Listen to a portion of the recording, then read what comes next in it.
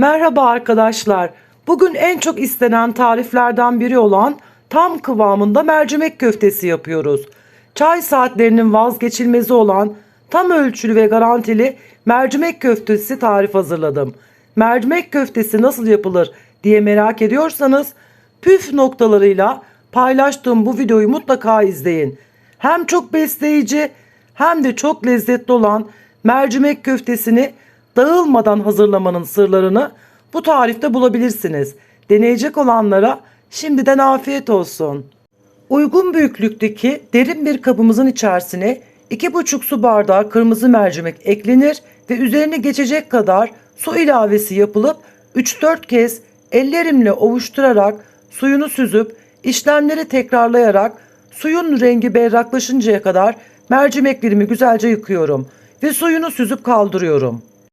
Suyu süzülmüş olan kırmızı mercimeklerimi uygun büyüklükteki tencereme alıyorum ve üzerine 6 bardak su ilavesi yapıp orta ateşten biraz kısık ateşte suyunu çekene kadar yaklaşık yarım saat ara ile yavaş yavaş karıştırarak ara ara karıştırarak pişiriyoruz. Mercimeklerin pişme esnasında kullanacağınız su miktarı mercimeklerinizin cinsine göre değişkenlik gösterebilir. Şayet mercimekleriniz diri kalmış ise içerisine yarım ya da bir su bardağı sıcak su ilavesi edilerek pişirilebilir. Sürenin sonunda yumuşayıp pişen mercimeklerin üzerine 1,5 su bardağı ince köftelik bulgurumuzu ilave ediyoruz. Ocağı ve tenceremizin kapağını kapatıyoruz. Yarım saat kadar bulgurumuzun şişmesini bekliyoruz. Mercimek ve bulgurlarımız tencerede dinlenme aşamasındayken biz de bu arada diğer malzemelerimizin hazırlığına geçelim. 2 adet kuru soğanımı ince ince küçük küçük yemeklik şeklinde doğruyorum, hazırlıyorum ve ayrı bir tabağa alıyorum. 4-5 adet sarımsak ince ince kıyılır ve ayrı bir kaba alınır. Mercimek köftemizin sosu için uygun büyüklükteki tavamı orta ateşte yanan ocağımın üzerine alıp içerisine bir çay bardağı sıvı yağı ilave ediyorum. Sıvı yağım ısındıktan sonra ince ince küp küp doğranmış olan soğanlarımı üzerine ilave edip birkaç tur karıştırarak soğanlarımın rengi pembeleşinceye kadar güzelce kavuruyorum. Soğanlarım kavrulduktan sonra üzerine rendelemiş olduğum sarımsaklarımı ilave ediyorum. Burada sarımsakları ocak üzerinde çok tutmayın, yakmamaya özen gösterin. Sarımsakları şayet yakarsanız kötü bir koku oluşabilir. Sadece 1 dakika soğanlarla birlikte kavrulmasını sağlıyorum. Kavrulmuş olan soğan ve sarımsaklarımın üzerine 2 yemek kaşığı domates salçası, 2 yemek kaşığı biber salçası, toplamda 4 yemek kaşığı salça ilave ediyoruz ve güzelce kavuruyorum. Güzelce kavrulmuş olan domates salçası ve biber salçamın üzerine yarım fincan su ilavesi yapıyorum. Ve 1-2 dakika daha bu şekilde karıştırarak sosum tam kıvam aldığında sosumun tenceremin altını kapatıyorum. Tenceremde dinlenmeye bıraktığım bulgur ve köfteleri yoğurma kabımın içerisine boşaltıyorum ve hemen üzerine hazırlamış olduğum sosun tamamını gezdirerek döküyorum. Sıcak olduğu için henüz malzemeler önce kaşıkla salça ve bulgura mercime salça sosunun iyice geçmesini sağlıyorum. Köfte harcımız yoğrulabilecek sıcaklığa gelmesi için kenara ayırıyorum. Biz de bu arada yeşilliklerimizi hazırlayalım. Yeşilliklerinizi önceden hazırlayıp köfte harcını sıcakken kesinlikle eklemeyin. Lezzetini ve rengini değiştirir arkadaşlar.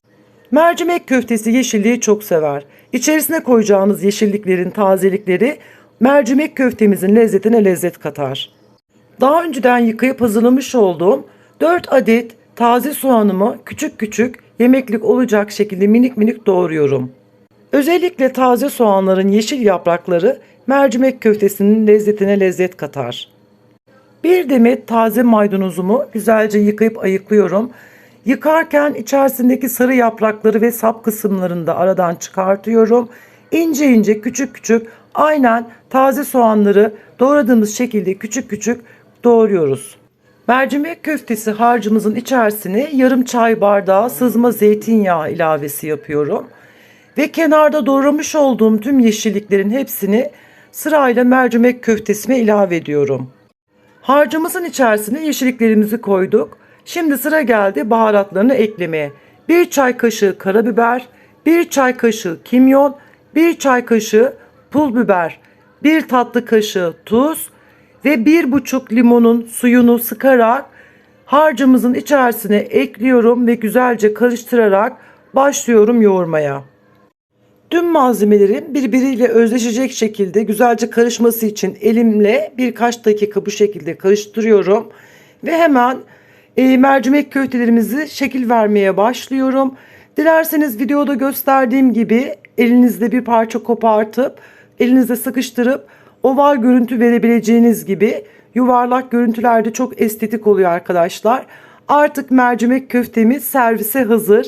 Yanında marul ve limonla ve de çay demleyerek çok güzel bir servis yapabilirsiniz. Gerçekten çok güzel oldu. Çok lezzetli oldu. Denemenizi tavsiye ederim. Bir videonun daha sonuna geldik. Elimden geldiğince, dilim döndüğünce sizlere yıllardır yaptığım mercimek köftesi tarifimi paylaştım. Bir kusurum olduysa affola. Emeğe saygı adına kanalıma abone değilseniz ücretsiz olarak abonelik yapabilirsiniz. Bildirim zillerini açmak isteyenler ve yorum bırakanlar beni çok mutlu eder. Bir sonraki videomda görüşmek üzere. Hoşça kalın, sağlıkla, sevgiyle kalın. Afiyet olsun.